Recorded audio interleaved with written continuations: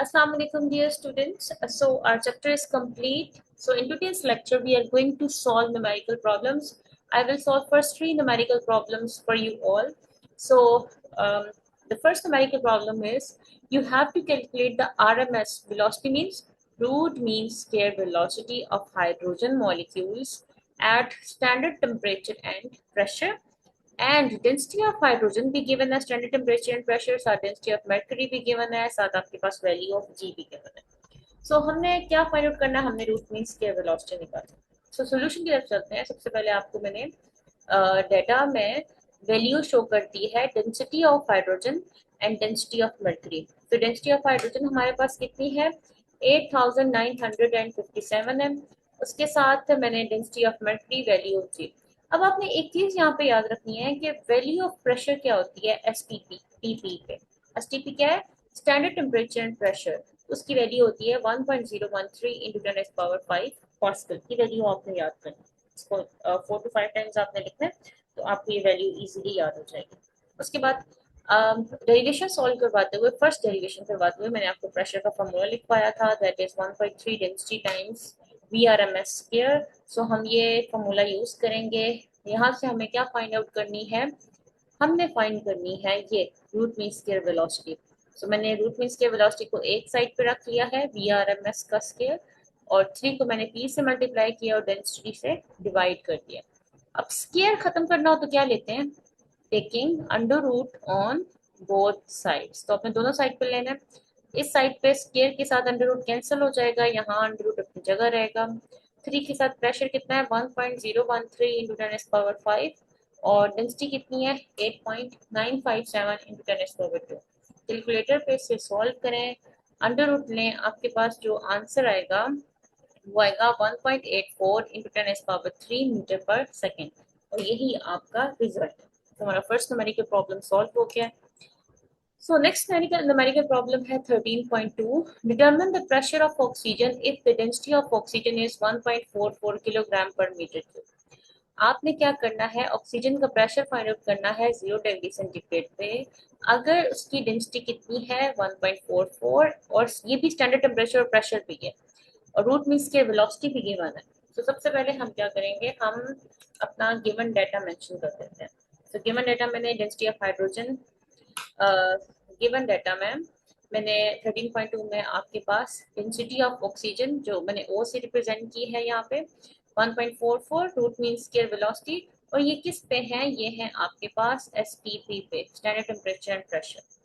हमने pressure find करना है, ये O क्या है, ये आपके पास है oxygen, oxygen at 0 degree Celsius. तो जो अभी मैंने पीछे फार्मूला यूज किया, हम वही फार्मूला यूज करेंगे. P is equal to 1/3 density times VRMS square.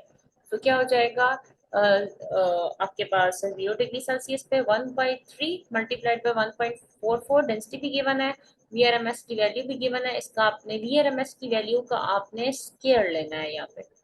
तो उसको आप मल्टीप्लाई करें तो आपके पास जो आंसर आता है वो आता है 9.99 इंटू 10⁻⁴. कैलकुलेटर पे 9 को हम राउंड ऑफ करके 10 लिख सकते हैं. so, फिर आप जब पॉइंट यहाँ से मूव करेंगे तो आपके पास क्या आएगा, 1 इंटू 10⁻⁵ पास्कल आएगा. सो प्रेशर की वैल्यू क्या आ जाएगी, 1 इंटू 10⁻⁵ पास्कल. सो ये वही वैल्यू है जो मैंने आपको याद करने के लिए कही थी. तो ये हमारा एटमॉस्फेरिक प्रेशर होता है at standard temperature and pressure, उसकी ये वैल्यू होती है. और यहाँ पे हमने प्रूफ भी कर लिया है कि ये वैल्यू, यही वैल्यू आपके पास रिजल्ट में भी आती है. Okay, students, let's move towards numerical 3.3. At what temperature will the RMS speed of the molecules, यानी किस टेम्परेचर पे जो रूट मीन स्क्वायर स्पीड होती है molecules of gas की, will be 3 times of its value at standard temperature and pressure. हमने ये एक तरह का प्रूफ है. सो अगर मैं इसका डेटा मेंशन करना चाहूँ तो डेटा में हम ये लिख सकते हैं,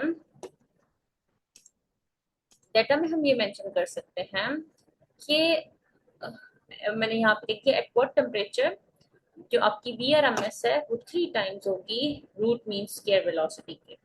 तो हमें पता है कि ये जो वेलोसिटी है ये किस पर डिपेंड करती है, इसका टेम्परेचर के साथ डायरेक्ट रिलेशनशिप होता है. जैसे मैंने आपको बताया था ना कि kinetic energy is directly proportional to temperature. तो काइनेटिक एनर्जी में ही तो ये VRMS आती है ना, इसका क्या टेम्परेचर की इक्वल होगा, इसी वजह से मैंने क्या दिया है, इसका अंडर रूट यहाँ पे मेंशन किया है। ओके, तो ये कहाँ से आया, ये हमने जो प्रूफ किया था ना काइनेटिक एनर्जी वाला फॉर्मूला, वहां से इसका हमने फॉर्मूला लिया। सो यहाँ पे हम दो गैसेस हमने लिए हैं, V1 में ले लेती हूँ टेम्परेचर T1 पे, V2 में ले लेती हूँ टेम्परेचर T2 पे, और हम क्या करते हैं, इन दोनों इक्वेशंस को डिवाइड करते हैं, V2 divide by V1 this is equal to T2 by T1। So अब मैं ये assumption पुट करूंगी कि at what temperature VRMS is equal to 3 times जो होगी वो ओरिजिनल VRMS की है।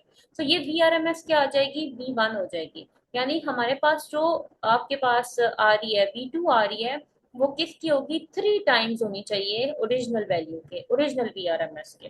तो हम ले लेते हैं V2 is equal to 3 times V1। तो आपने ये क्या करना है, इस वैल्यू को आपने क्वेश्चन नंबर 3 में पुट करना है V2 की तरह। ये है V2, इसकी जगह आपने क्या पुट कर दिया है यहाँ पे 3V1, डिवाइड किया है, डिवाइड में वही इक्वेशन रही है, इधर भी सेम रहेगी।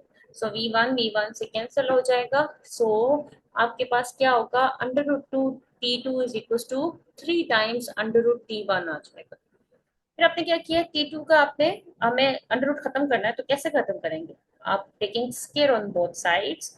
सो ये this 2 and this under root will be cancelled, this 2 and under root will be cancelled, 3 का स्क्वायर क्या होता है 9।